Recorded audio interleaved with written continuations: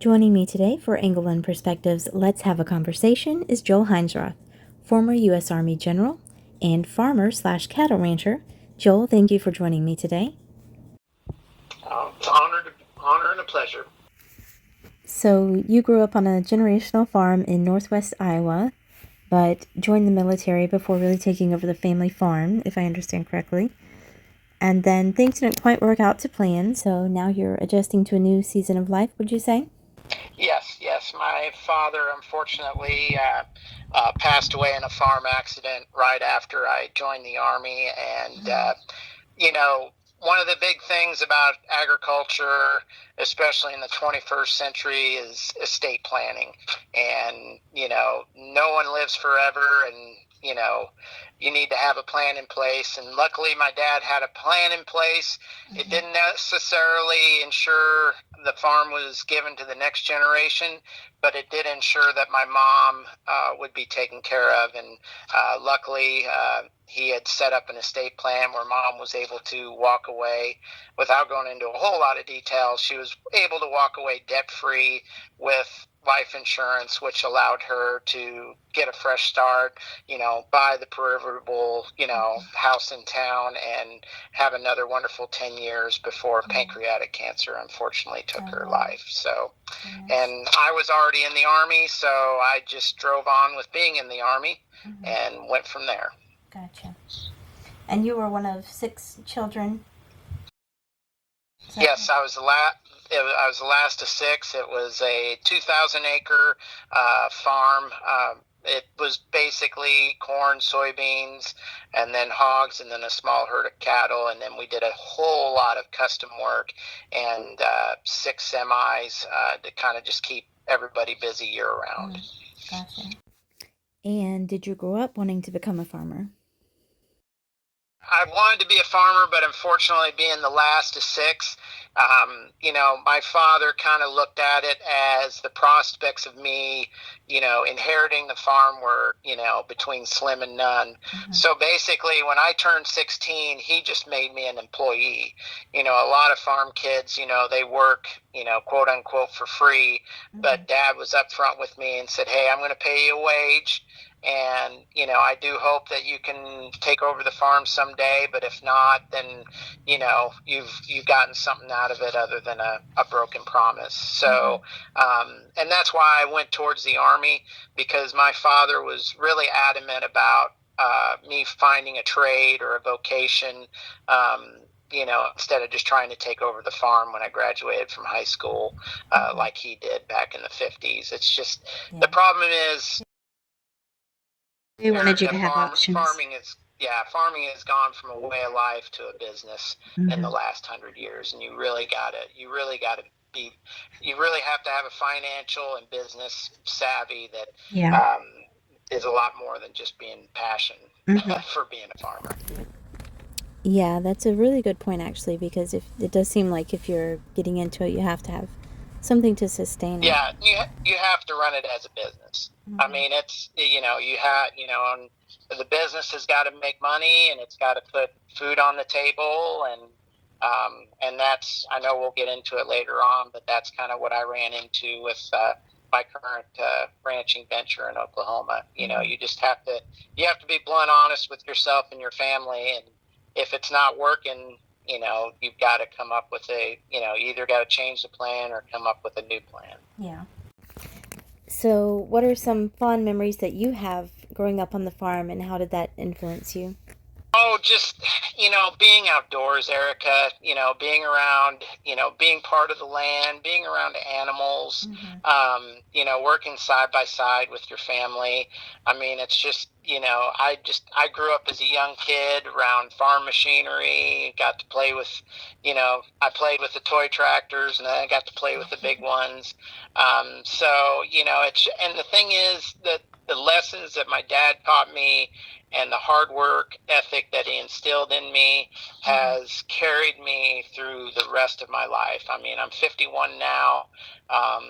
The farm's been gone for, going on 30 years now. But I mean, the lessons that I learned, the joys of putting in a hard day's work and growing things and seeing things grow. I think that just, whether a kid stays on the farm or goes off the farm, those lessons stay with you forever. And that's my biggest thing, is being able to, work side by side with my dad and, see my mom. She was the stereotypical farm wife who, she was a teacher, but when she started having kids, she was able to be a stay-at-home mom and raise 6 wonderful kids and fill a house full of love and hard work. And those are 2 things that, it's hard to find a better life than that, when you can do rewarding work and be surrounded by a loving family. Yeah, sounds like a great childhood. So were you homeschooled, or were you in public school? Public school. I grew up in the 70s and 80s, and the public education. We were a really small town, a population 800, and Dad was actually a school board member for many years. So it's kind of hard to apply it to 21st century standards, but the public school system in the 70s and 80s, at least where I grew up in, was very, focused on parents, feedback. Parent-teacher conferences wasn't just something that was done virtually or anything. And the school board was, fully vested, in making sure that, the best teachers were hired and, the best education was done possible. So I was really blessed in that way. I had a lot of teachers that, grew up in the area. They grew up with my dad. So, by the time I came along, I was, Irvin and Carol's son, and they had kids that were my age. I mean, it was just the whole small town perspective. It would be another, if you wanted to ask me what a fond memory was. I mean, growing up in Alden, Iowa was definitely a fond memory. Good, yeah. So you grew up on the farm, and then at some point you joined the military. And are you retired from the military? Yes. I did a 20-year career. Originally, I was just going to do 4 years and get out. But, my dad passed away, and then I was still going to get out. But then 9/11 happened, and before I knew it, I had 3 combat tours into Iraq in 10 years in. So I just went ahead. Because the other thing, my dad always, when I said I was joining the military, he really pushed me to make a career out of it. He said, son, trying to provide health care for a farm family is just incredibly hard. And if you could do 20 years in the Army, you would not only retire with, a pension, but you'd also have health care for life. And those are 2 things, son, that, are just eating me alive right now, because, any kind of, you can have Blue Cross Blue Shield, but, your co-pays are through the roof. And, for me being a veteran, I mean, I know things are a little bit different now, but I've been well taken care of by the veteran. I know the VA gets a bad rap in a lot of ways, but after the 9/11 generation and the Operation Iraqi Freedom and Enduring Freedom, the government has done a lot better in taking care of veterans. And I'm well taken care of in Nowhere, Oklahoma, and I've already scouted out Nebraska, where I'm moving to, and they'll take great care of me in Nowhere, Nebraska too. So that's just, that really pushed me to do a 20-year career. So, and I served from 1997, and then I retired in 2017. Yeah, very good.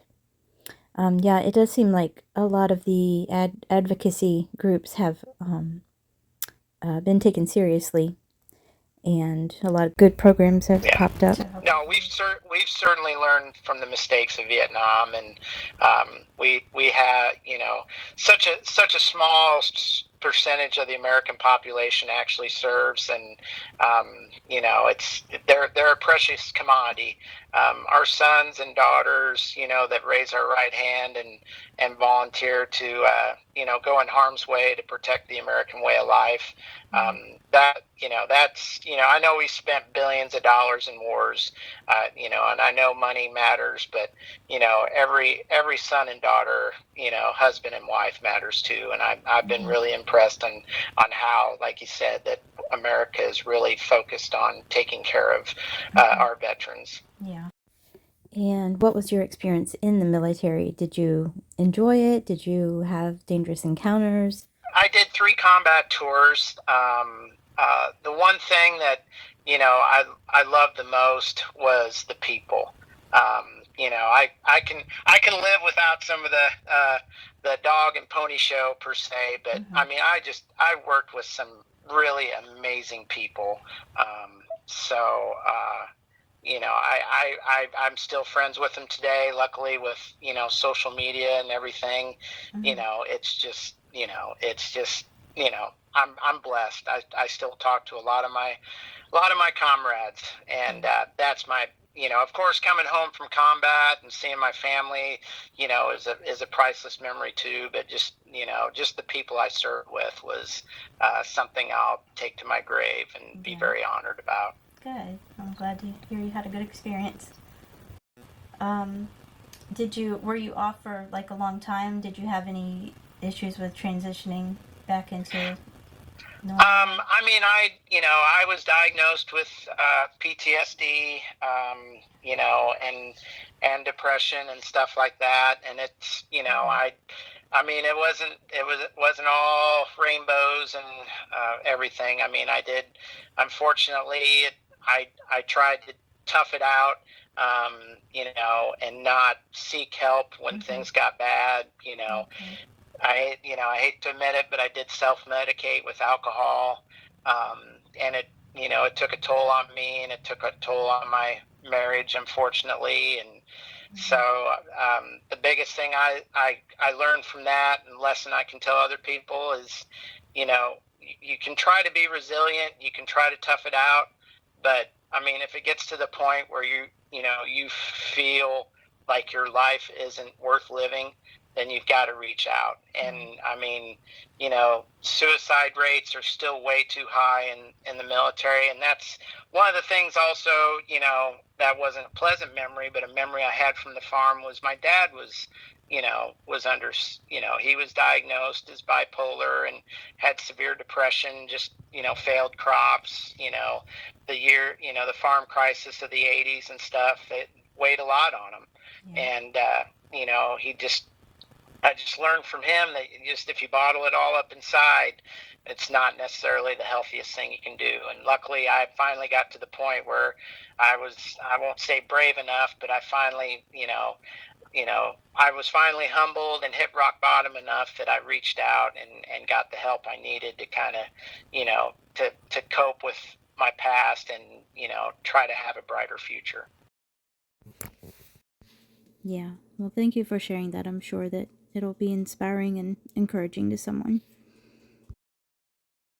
I hope so. And so you left the military, and then at what point did you get involved in farming? Well, I always knew, regardless of how long my Army career was going to be, that I wanted to bookend my life with being back on a farm. Maybe not in Iowa, but I did know that I wanted to own land, and I love the cattle part of our farm more than I love the corn and soybeans. So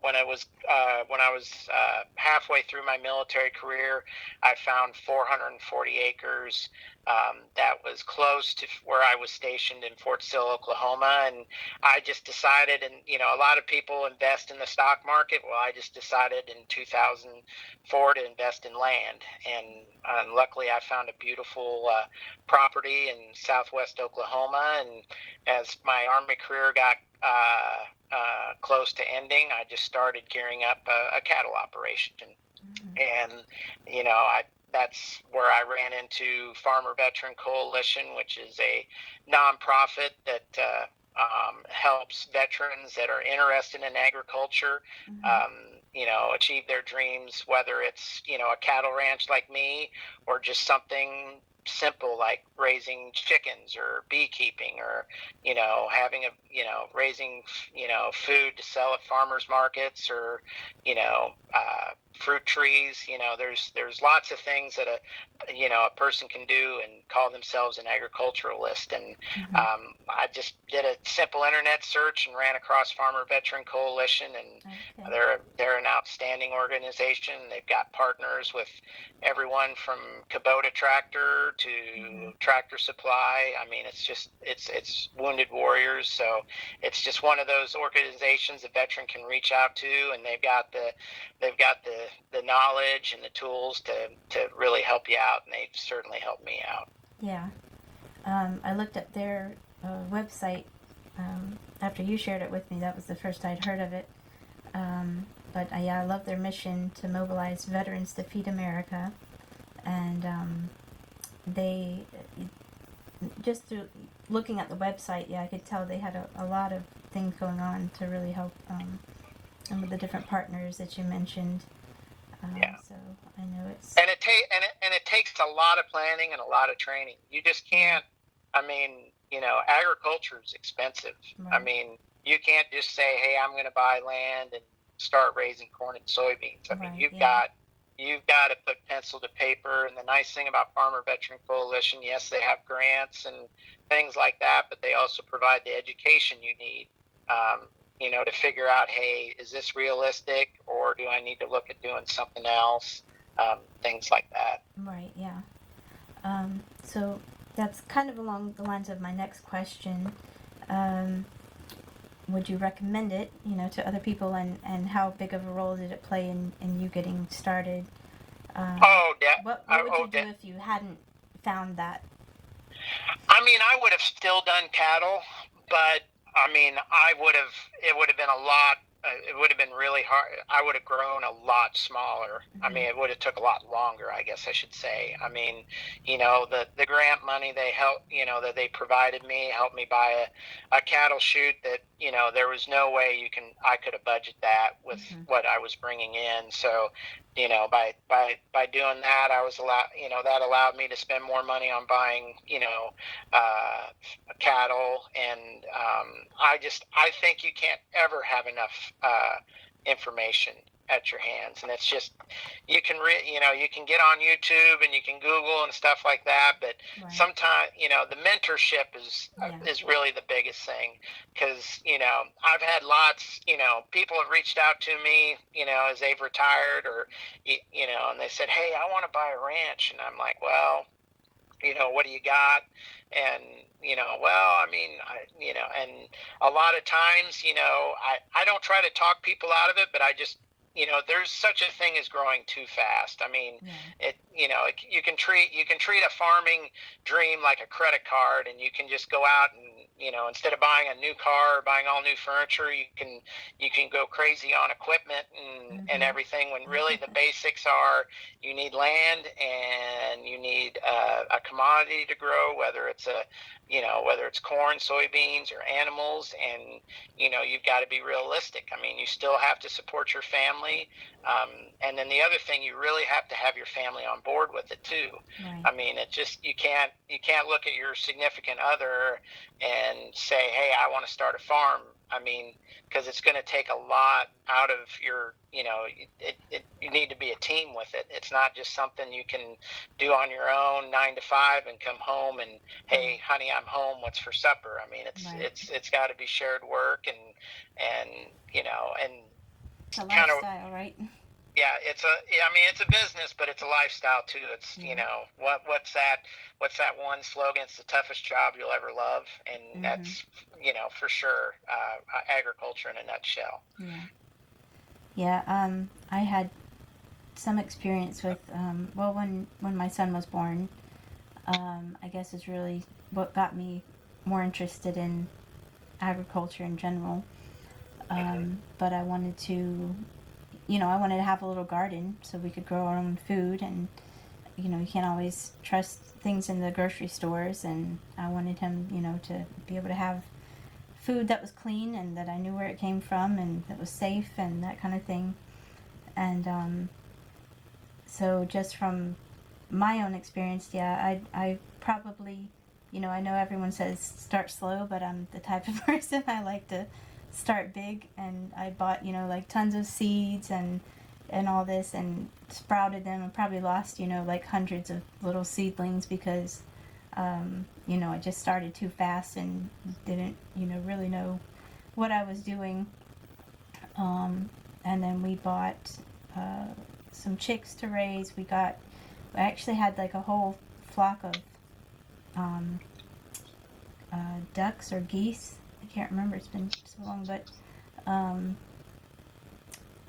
someone had they were using them for to lay eggs, and they Hmm. donated them to us. But they ended up getting out and going into the woods and never coming back. So Yeah. um, Well, and mistakes happen. I mean, yeah. it's just, but it's just, you know, the thing But it's a is, lot to sign up for. Like I want my audience to hear stories of like you're sharing, that it's because there's a lot of kind of a homesteading movement going on, which is great.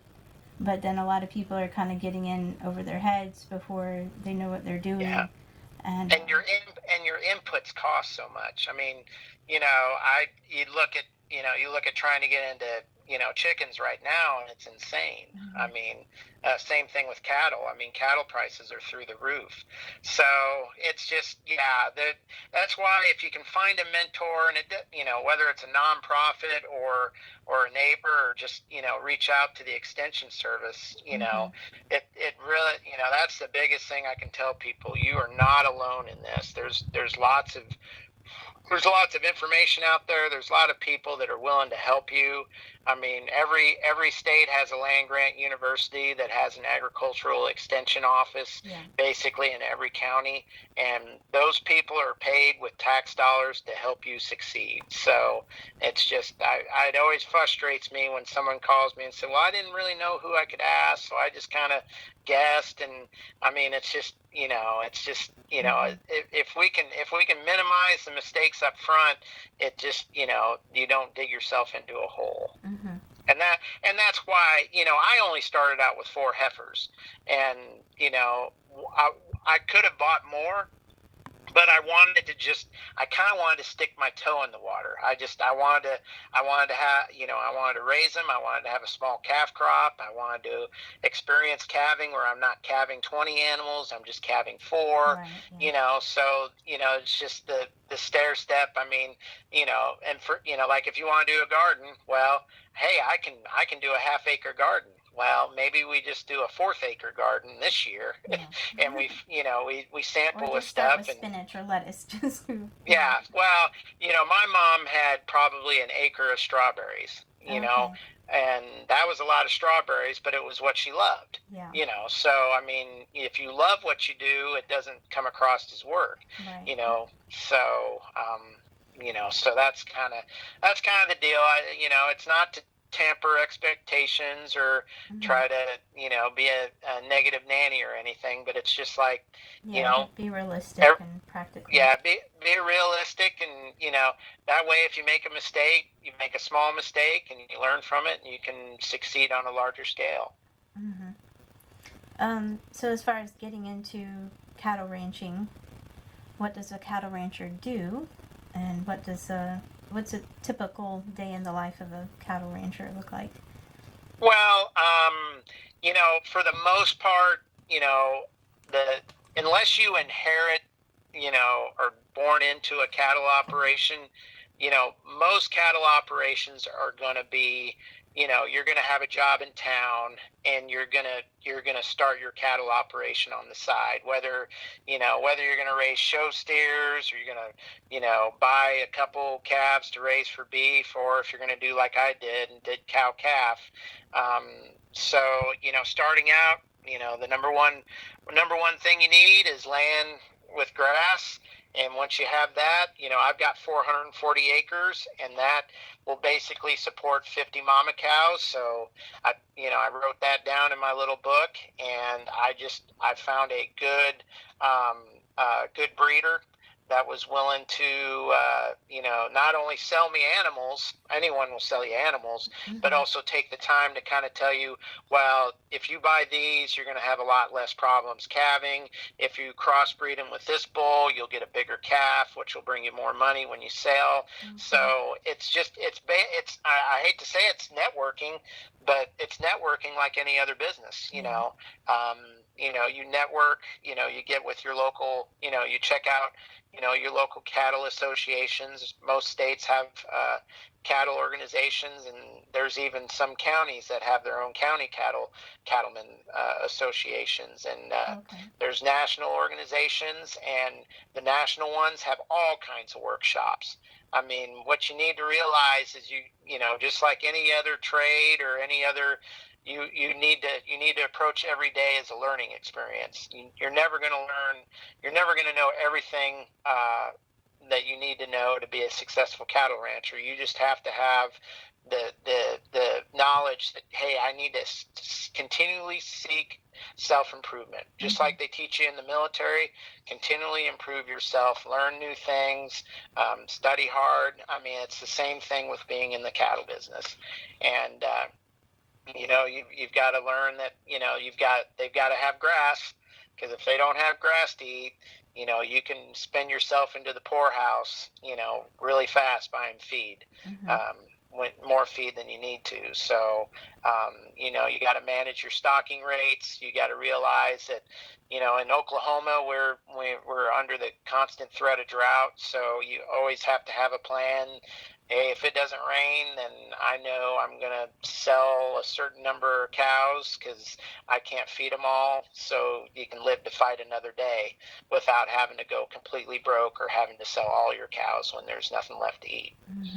So, gotcha. But you got markets to deal with. Like I said, it's the toughest job you'll ever love, because you can work really hard, but if you don't market, and this is true for anyone, whatever you grow. I mean, if you don't market your products, you're leaving money on the table. I mean, whether you're selling grass-fed beef or trying to sell baked goods, or fruits and vegetables at a farmer's market. I mean, you put all that hard work in, but if you don't have a solid marketing plan, you're all that work's going for naught. Yeah, definitely.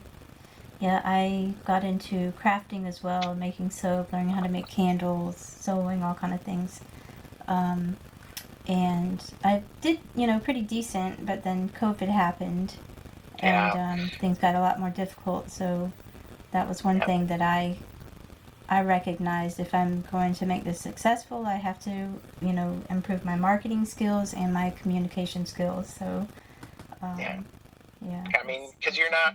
I mean, you can say your product sells itself, but really, people want to buy from good people, and they want to buy from people they can trust. So, I mean, you just, I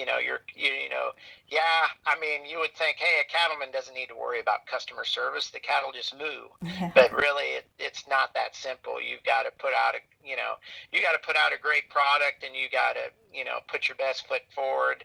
And that's why, the 21st century agriculturalist has to be as much focused on marketing as any other farm chore. Yeah, definitely. So the process of getting, after you have your cows raised, then do you sell them to people who resell them, or do you sell directly to? No, I've done a little bit of, I call it branded beef. I mean, Farmer Veteran Coalition has their own label called Homegrown by Heroes, and it's very easy for a veteran to get certified as a homegrown by hero. And I did sell some branded beef straight off the farm, but once I got up to about 50 head, I just went ahead. I'm a cow calf man, so I raised the calves up to about 500 pounds, and then I market them usually through I try to do private sales as much as I can, because you kind of cut out the middleman, you know, kind of like going to a wholesale grocery store or a Sam's Club or a Costco. But you know, but I also just use the local. I'm blessed to be in an area with a couple great markets for selling cattle. They kind of bring the buyers in. Most of the buyers come in from the feed yards, and you know, they're looking for a nice uniform set of calves that weigh about 500 pounds, and that's kind of what I gear my operation for. So, and then that kind of helps, you know, you sell the calves. That gives the chance for the mamas that are bred back to kind of rest up and, you know, build their strength back up, because you need to have a cow that gives you a calf every year. Because if you don't do that, then, you know, you're basically feeding a cow that's not paying you anything at all. So you really gotta take care of your mama cows so they take care of you. Gotcha. Okay. And there's lots of other. You don't have to be strict cow calf. I mean, I know lots of people that, you know, they raise show steers. You know, that they sell to kids in 4-H and FFA that want to show animals. You also have people that just do what they call stalkers, where they buy calves from people like me, and then they just feed the calves from 500 pounds to 1,000 pounds, and then they sell them to a feed yard. So there's lots of niches in the cattle industry, and it's really, I always love my baby calves. You know, nothing brings me more joy than being able to see a new calf, you know, nursing on its mama. So that's what always draw me in there. But like I said, you know, there's people who love raising show animals and seeing, you know, young kids take that show animal and winning lots of, you know, awards and hopefully money with them. So, you know, it's just basically you need to find what you love to do in whatever you do in life, agriculture, whatever. And, you know, that's, you know, if you enjoy what you do, you really don't work a day in your life, you know. Some people ask me, man, 20 years in the Army must have been a long time. But, you know, I loved what I did. I loved who I worked with, so it really went faster than than a person would think. Yeah, I worked in retail for a while, and I remember telling someone, you know, one day, you know, we're here for 8 hours. We can either, you know, enjoy it or be miserable. So, you know, that's kind of my attitude. But at the same time, it was, you know, it wasn't exactly what I wanted. So I am trying to do, you know, what I'm passionate about now, because it's just so much more enjoyable to do what you love, and you know, to be able to live the life that you want to live. Yeah, because this is the only life we got. And I mean, if you want to be a doctor or a lawyer because they make a lot of money, I mean, you may, but you're going to end up being miserable. You're better off to find something that you enjoy doing and just putting your heart and soul into that. So what's next for you now? You're transitioning. Yeah, I'm transitioning, Erica. I got divorced about 5 years ago. Not to make this a personal thing, but, you know, for me, if, you know, ranching or farming, for me, it was always synonymous with family. I mean, I wanted to have a family operation. And, you know, you can't guarantee your kids, just like you can't guarantee your kid's going to love farming. But at least if they grow up, you know, even if it's just, you know, like you did with gardening and poultry, I mean, you learn things just like I learned as a little kid working on a farm. I mean, yeah, I didn't, you know, I didn't inherit the farm in Iowa, but I inherited a lot of memories and a lot of lessons that I've carried through to this day. So, but yeah, for me, my kids are still young, but recently they both told me that they weren't interested in cattle, and one's a really good swimmer and the other's really good in school.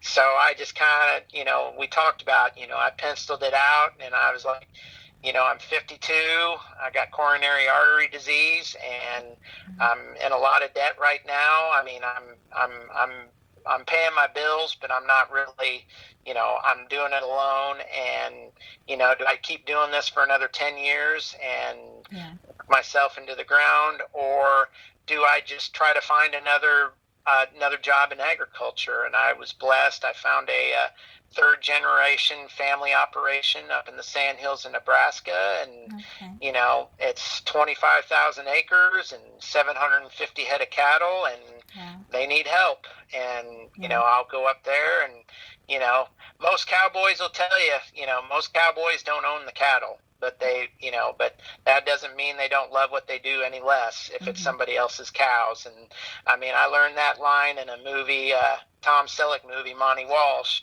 and I love the ranching way of life. I love cattle. I love being around horses. And I just, I was like, you know what? This land, I was never gonna outlive this land. So this land can be someone else's dream, and I can go up and I can help. The fourth generation is on the way up there. They're 8 and 3, and their mom and dads are excited. And to me, I just, the good, I'm a man of faith, and the good Lord put me on this planet to work. And if I can't work to help my family, maybe I can work to help another family, and make a fourth generation, cattleman up in Nebraska. And at the end of the day, I want to work till the day I die. And, it doesn't have to be just for me. I can work for someone else. That's what my old man always told me. He said, as the last of 6 kids, son, you may have to work for someone else. So, I've got this place for sale, and I did some interviews up there and found this really great family that, needs a hand, and it's beautiful country, and, lots of cows and lots of work. And that's kind of how I want to end my life. Yeah. Well, it sounds like a great blessing for you to be able to find something, that really suits, the lifestyle that you want and the dreams that you have. And I would say, your children, they're not interested now, but they may come back around. That was when I was, that age. I didn't want anything to do with it, and now I'm much more interested. So, they may come back around. But, and the thing is, I'll be better financially once I sell this. And if they come to me when they turn 18, I'll be in a better position to help them than I am right now. Instead of just, and the thing is, it's just I've lived with debt for 32 years, and the chance to be debt free. I mean, the land is worth a lot more than what I paid for it. Cattle prices are sky high. And when I looked at those and my family situation and my health, I was just like, the good Lord, it's not always our plan. Sometimes you just have to trust that God's plan may not be the same plan as yours. And you just need to embrace that. And, it's, you just got to be willing to turn the page. And, cause this, like I said, this is the only life you got to live. And if you're not happy doing what you're doing, then you need to change something. And that's kind of where I ran into. I was just kind of existing, and it's time to start living. Yeah. Your faith, were there any moments where, it was a challenge to keep your faith after, Yeah, I mean, the cliche is pride is a very bad sin, and sometimes the good Lord, you need to be humbled, and sometimes you need to kind of hit rock bottom. And I hit rock bottom, between COVID and divorce and debt and drought. I kind of hit rock bottom, and that was kind of God's way to show me what I should really appreciate in life. And maybe not focus so much on the earthly things and the possessions and how many cows I had or how new of a feed truck I had. And faith pulled me out of my tailspin and got me going again. Yeah. And you had shared something about the science of hope with me. Could you explain a little more about that? Well, in the Army, they teach you to be resilient. you need to buck up. You need to, and I ran into this. It's actually a professor at Oklahoma University, and it's something that I'm currently working for the state of Oklahoma for the highway department, and it's something they teach all their new employees, and basically, not going into a lot of detail, human beings the best human beings are hope based. They're not the kind that, hey, I'll just take every bullet that's thrown at my way and I'll just put my head to the grindstone and make through it. Humans, succeed when their hearts are full of joy and full of hope. Yeah. And basically that's what the science of hope is. You got to look at your life, find what makes you happy, and find avenues that give you hope in tomorrow. No one should dread going to bed. Oh, I don't want to wake up in the morning. I don't want to face another day. You've got to shift that paradigm from being negative, hey, I just got to get through it, to what can I do with my life? What goals can I set? Where my life is more hope based than it is just surviving the daily grind. Yeah. So, and that's kind of the macro look at it, and it's something I encourage. Whether you're a man of faith like me, or you're a spiritual man or person, or you need to find ways where you can recharge not only your body physically, but you need to be able to recharge your mind and your spirit. And if you find your spirits being, that fuel tank is being drawn down to empty on your hope, then you've got to find some way to get more fuel in that tank. Because, if you go forth and do great things with hope in your heart, you'll go a lot further in life than just saying, hey, I got to survive another day so I can go home. Yeah. I definitely relate to that. So my New Year, I don't know if you are on my subscription to the journal, but my New Year's resolution was to dare to hope and dare to encourage. Because I've experienced a lot of hopelessness in my and it's really easy. We live in a fallen world. We live in an uncertain world. We live in an expensive world. I mean, I talk, my coworkers, that have 3 and 4 kids, they go to, when they go to Sam's Club to buy groceries, they cringe. Mm-hmm. I mean, because of the price of food and everything like that. So, I mean, I totally understand where you're coming from. And, it's just one of those things. You just, you got to find the good things in your life, and you've got to focus on those. And maybe, maybe I don't live in the greatest house in the world, but I have 2 beautiful children, maybe I don't have the nicest car in the parking lot at work, but I've got a spouse that loves me. Right. And I think a lot of people, they get themselves in trouble because they chase the material things or what they think Facebook, all those, a lot of people like posting just the perfect stuff on Facebook, and it gets to be a facade, and it's not real, and it ends up biting you down the road. Just because you can afford a $600 a month car payment doesn't necessarily mean God wants you to have that $600 car. Maybe he wants you to get by with the old van and take a memorable family vacation, or instead of taking overtime so you can buy the boat, maybe you just, you do what your job requires of you so you can go home and help study with your kids, or, show them that you care about their schoolwork. See, that's the other thing, I mean, that's why homeschooling's so great, because the kids realize, hey, my parents care about it, versus just dropping your kid off at 8 a.m. and then depending on, someone else to teach them. That's just the wrong way to approach being a family. A family needs to be nuclear. It needs to be a husband and a wife, and you need to care about those kids, because you only have them for a short period of time. Yeah, definitely. I had so many moms and parents tell me, don't blink or it's going to be gone, and he's going to be 9 this year, So, Yeah. yeah, it's definitely true. I Yeah. feel like it was My my yesterday that I my had s- him. yeah, my son's 8, my daughter's 16, and I mean, it just seems like a second ago they were one, and no, Mm-hmm. I mean, it'll escape you, Yeah. and you know, I'm sure you've heard this before. No, you're always replaceable at work, but you're not replaceable at home. Right. And and that's kind of where I'm at with my ranch. I mean, I work so hard at it that I sacrifice what time I do get for myself and for my kids, and I just like, you know what, I can go work for someone else, and when I get my 2 weeks of leave, then I can just forget about the cattle for 2 weeks and be a dad. Mm-hmm.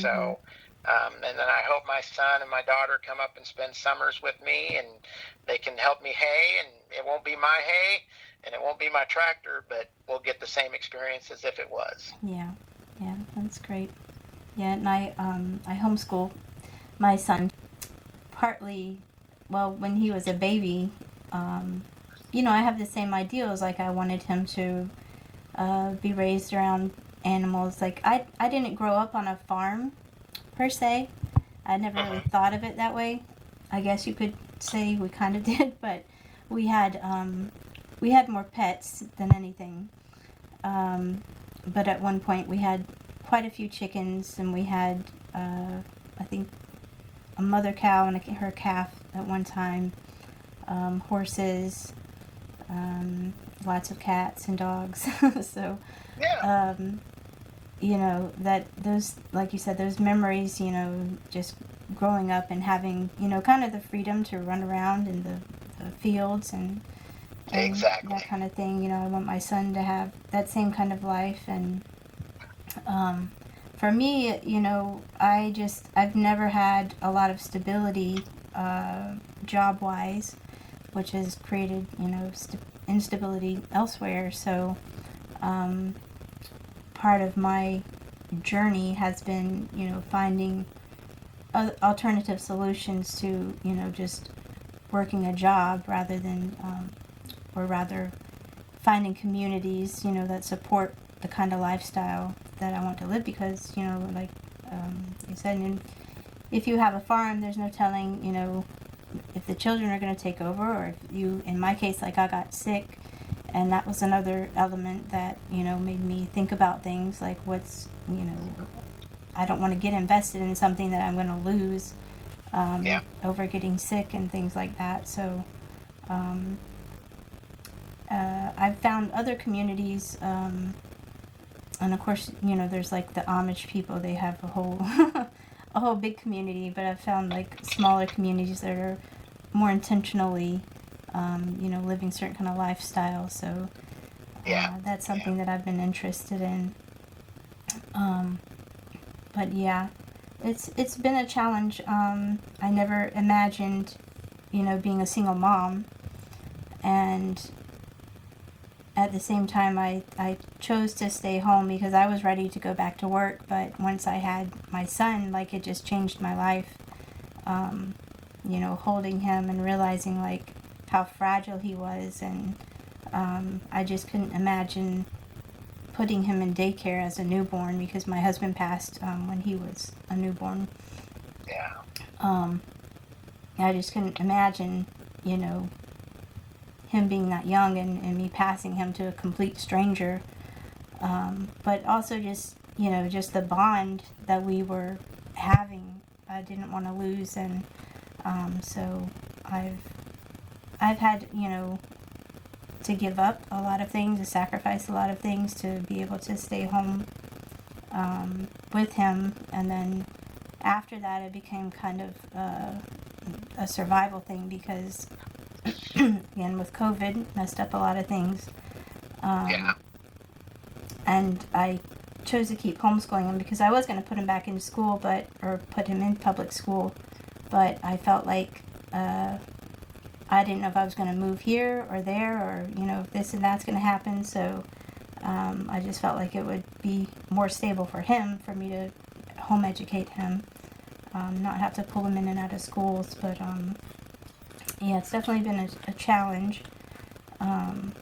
So yeah, the hope thing has really been, what's got me through. And and just having the hope that there is more beyond this world, and that I have this belief that one day things are going to be as they should be, even if they're not in this life. So. And that son will be your greatest legacy.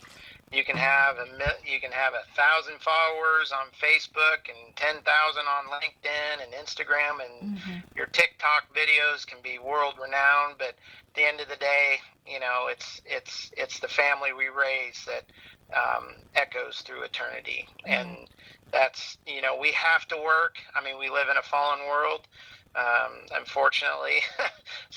But we've got to find balance, and we've got to focus, and we've got to have hope that what we do is getting the next generation a good start. Yeah, definitely. Well, thank you, Joel, so much for taking time out of your day to share your story and your knowledge with the audience and with me. Yeah, I've been honored. Thank you very much for inviting me. All right. Well, I wish you the best, and we'll keep in touch, and we'll see what happens in the future for you. Yep. God bless, and have a happy Easter. Okay. Thank you. Same to you. All right. All right. Bye-bye.